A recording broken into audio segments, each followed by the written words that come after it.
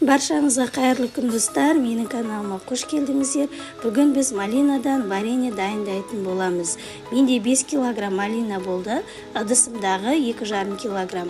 Енді осы малинамызды менде 2 ыдысқа бөліп қойдым, 2,5 килограммнан. Алғашқысын қайнатып, және кейінгісін қайнатпай қант араластырып жабатын боламын.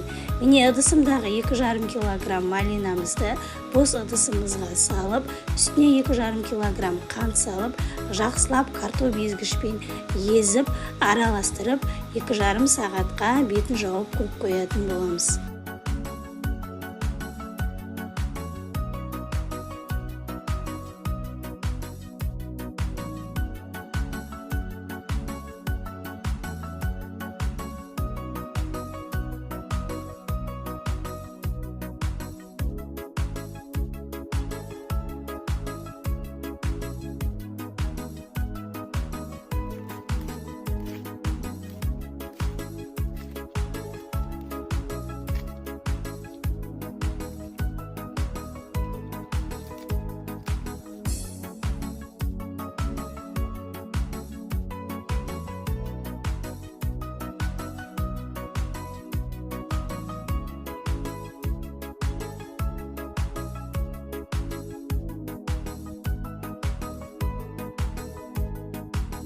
Міне менде осындай 5 килограмм малинадан 2,5 килограммнан 2 ыдысқа бөліп қойдым.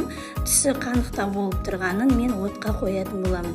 Мен мұны алдын ала езіп, қант салып қойып қойған болатынмын. Отқа қойғаннан кейін міндетті түрде үнемі қозғап отырамыз, және оның бетіндегі көбіктерін алып тастайтын боламыз. Отқа қойған кезде бұны қатты қайнатпаймыз. Беті жыбырлап бір-бір еткен кезде астын өшіріп, алдын ала стерилденген банкаларымызға құятын боламыз. Бұлай отқа қойып бір қайнатқан малинамызды біз бөлме температурасында сақтай беретін боламыз. Маған негізі осындай отқа қойып бір қайнатып алған вареньесі ұнайды. Міне түсі де осындай қанықта болып шығады. Дәл осылай қайнатып алып жапсаңыздар да болады.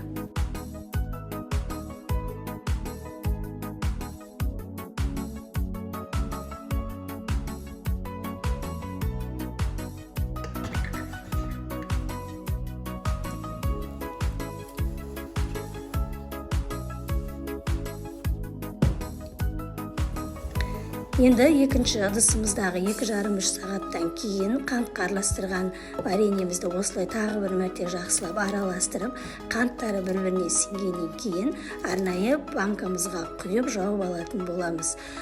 Қант қосып араластырып жапқан малиналарымызды біз міндетті түрде тоңазытқышта сақтайтын боламыз. Дәл осылай сіздер де осы рецепт бойынша жасап көріңіздер, және өз достарыңызбен бөлісуді ұмытпаңыздар. Керекті мөлшерлемелерін описание бөліміне жазып қалдырып кететін боламын. Осылай бетін толтырып құйып, менде осындай арнайы бранда банкі болды. Осы банкілерге құйып жауып алатын боламыз. Міндетті түрде тоңазытқышта сақтаймыз. Көріп тұрғандарыңыздай қанық түстегі вареньеларым қайнатылған варенье, ал түсі қанық емес, розы болып тұрған вареньеларым бұл кәдімгі қантпен араластырып жапқан вареньеларым. Дәл осы рецепт бойынша сіздер де жасап көріңіздер. Видеоны толық көрулеріңізді сұранамын. Сіздермен бірге болған Алтынай. Баршаңызға ас болсын. Достарыңызбен бөлісіп, комментарий бөліміне өз пікірлеріңізді жазып қалдырып кетуді ұмытпаңыздар.